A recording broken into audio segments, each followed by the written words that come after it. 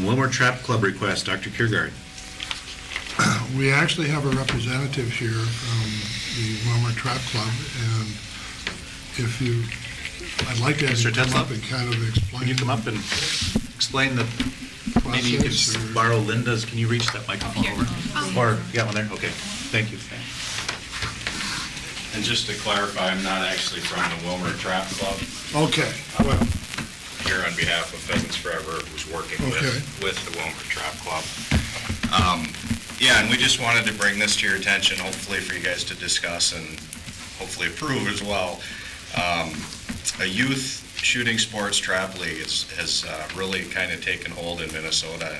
And I did just get an email with a new stat sheet I'd like to share with you guys, if you can send those around. Kind of on the numbers of kids that are getting involved in this program. And this year for the 2013 league, there's 3,400 kids in Minnesota that are on basically school endorsed, high school endorsed trap shooting teams. We've had several meetings already, planning meetings with some of the different conservation groups, the Willmar Trap Club being one involved too. And I think you guys got all that information I sent out on the email on Yes. how it kind of works. It basically follows the Minnesota State High School eligibility rules and, you know, drug use, tobacco, all that, kind of just mirrors what you guys have done there. So we're just kind of asking for the approval. We've got a funding vehicle in place right now. We're going to get started with the fundraiser. Pheasants Forever has created a forever shooting sports organization where we can actually adopt a team, is what the name of the program is. They give us a package designed for fundraising, which will, if we sell it, which we will, we've got the guys to do it. It'll raise $9,000 locally. We then we have to return a minimum of that, $4,500, to this shooting sports program, which is placed in a trust for this group, matched on a one-to-one basis. So every dollar we put in, we've got two in the trust for them. Then moving forward, we can draw, at the team's decision, up to 5% of that a year to use for supplies, any travel, whatever they deem it necessary to use it for. And our goal is to obviously raise a lot more than that to get in on this matching grant program that's available. Yeah, I guess if you guys have any questions, I didn't know how in-depth you wanted me to get today, so. Just give us a background, Mr. Blahowski or Mr. Schmitz, if you would maybe kind of interject too or step up. Tell us a little bit more about it. Right. How did it get started? What do you do? Sure. Time frame? When does the decision have to be made regarding Well, this? we missed the 2013 deadline. We kind of got in late on it and got the information late. And we're looking at now for the 2014 Spring League. New London Spicer, I know already has gotten a team in on the 2013 league, and that was our goal, but we just couldn't pull the people together that we needed to get it done. Basically, these kids that get involved, and it's really the only criteria is they have to have gone through the DNR firearm safety hunter education program, gotten certified there. They're then eligible basically age 12 through graduation. And it's a co-ed team. Boys, girls can shoot. They shoot side by side. It's no travel involved for these kids other than getting out to the Willmar Trap Club, which is on the west end of town by the new treatment facility out there. They'll shoot twice a week for a 5-week spring league, and one round would be practice and one round would be scored. It's a virtual competition. They set up districting based on the schools that enroll and participate. The head coach will then, after their shoot, go on the website for the league, enter their scores, and then they're basically competing virtually, so there's no travel involved to all the other clubs. The only time these kids will get together with their peer groups would be at the state shoot in Alexandria. If you've ever been to Alexandria, they have a huge, enormous shooting sports facility up there. And all these kids from around the state, 3,500 plus kids, get together for a day of tournament shooting. I mean, it's pretty cool to see all these kids together and watch them. But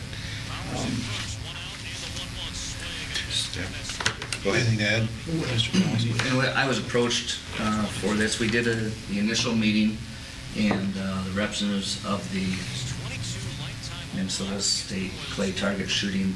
They came and did a presentation, and we were hoping for better numbers, but the weather wasn't great that night. It's kind of a theme here lately too. But then we did a second round of signups for the kids. Total, we've had about 24 kids that have expressed interest in it.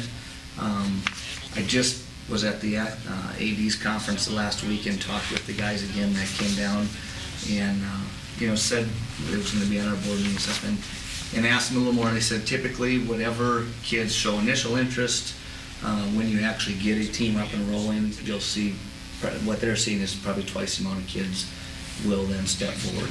It's kind of those, I don't want to be part of it until it's going, and then once it is, hey, this is cool, let's get into it. So, in some of the things, I'm sure you guys, if you've looked through the packet, we look at, I guess, one of the things I looked at is, this fits our kids. We've got kids that hunt, fish, and do things in the outdoors. Not that that's the only kids that can do this. It can be a lifelong sport for these kids. And then looking back on the other side of it, as far as a district, it's very hands-off for the district at this point. The Minnesota State High School League has endorsed it and is endorsing the state championship. So it does fall in line with the values and the beliefs that they have in participation of kids. So we feel this is something that could be good for another group of our kids. We can't obviously offer everything to every kid that they want, but this is something that could be a hook for some more kids, and gives them something to do that could be positive in their lives, puts them in touch with people that hopefully are going to be able to, like any other coach or any other leader, give them some good values and things like that. So I know I've talked with Mr. Schmitz on this also, and the other administrators out there, and we feel that, especially the school's involvement, it's something that could be good for our kids, and we hope that it gets approved and gives them an opportunity to belong to something. So, are you going to put, this is just for discussion, are you going to put a proposal together to do this? Is that what we're hearing, that that's something that the high school would like to offer? It'd be nice to see exactly when we say the school's off the hook, completely, we're paying the coaches, who's paying the, you know what I mean? Yeah. Comparable to another sport. Right. What are our consequences for doing this and et It cetera? says here $200 to $300 per athlete. That's the kids' cost, which would be Just like equivalent athletic. to what it is for our Athletic. sports we offer. Okay. And that would include the shells. That's ammunition, cost of the clay targets, Yeah. basically any costs involved. Yeah. And kind of the reason I've gotten so involved in this, I've been teaching firearm safety to kids for 10 plus years now, and have been the youth director for Pheasants Forever for the same amount of time. So I see a lot of these kids that are in that age group, and it's a very positive sport for these kids. I look at it more as just another activity. I'm looking at we're going to get them involved in the fundraising so they can kind of see that aspect of it. They're going to be involved in some of the leadership, deciding where these funds are used and how they're used. So I look at it as a lot broader than just going out and shooting trap. There's a lot more aspects involved, in my eyes anyway. And just talking with these kids when we're teaching these classes over the last years, they're looking for stuff like this. And, the numbers show that the amount of kids that are continuing our hunting and fishing heritage, it's just plummeting. So we need to get these kids active outdoors again, and this is a good way to do so. I would assume, just like hunting season has handicap times, kids that are wheelchair that may not be able to participate in a lot of other Accessible. sports Right. could Yeah. participate in this, All Yeah. inclusive. Mhm. which is, I think, attractive for. Yep. And the range is completely Those kids. wheelchair accessible, handicapped accessible. And at this point, I guess what has been brought to me is they have to have a home base, if you will. Yep. So they would be using our name. They would, the permission to be the Willmar High School shooting team. Right. Or actually Willmar Public School, because it is a 6 through 12 program. Now, if we offered it that way, or if they offered it that way, which I don't see a reason why we wouldn't. The step that would go further that at this point, it would just be an activity for us. The step that would go further is if you as a school board and we as a district decided that this would be a lettering activity for us, and then there would become, now you got some costs that we would be incurring, so then that would be, we would look at that on how we would. And on that, no, I'd really like you guys to consider that as a possibility too, as endorsing it as an actual letter sport. A lot of the teams have done so, and it's giving kids that may not be the athletes or the top cream of the crop A students, giving them an opportunity or an outlet to potentially get a letter and be involved on that level. So. And we provide letters for speech, one act, right? Certificates for that stuff. We do not letter, and as a I district? don't know if they get a Yeah, letter. they get a letter. They get a W. Okay. Yeah, but those are Minnesota State High School like activities. But this one is also endorsed by Minnesota State Yep. High School. And it's letterable. Yep. I guess I would like to just see a kind of a proposal and say, here's what it is, and if we letter it, what does that really mean to the You district? say it What are the incurs some consequences? cost, and we need to Right. know those. I know that the Diamond Edge Figure Skating Club has also indicated to me that they'd be interested in, at least getting figure skating recognized as a letterable activity, as some schools do. So, I mean, I don't know what that costs, and Yeah, I don't have a dollar number out there. And I do. It would be at an activity level and shows what the district would need to be at, so. Well, that's why this is a discussion. And Exactly. and just discussions with the other ADs, this conference, schools not conference, Fergus Falls just approved it this year, Alexandria obviously has it.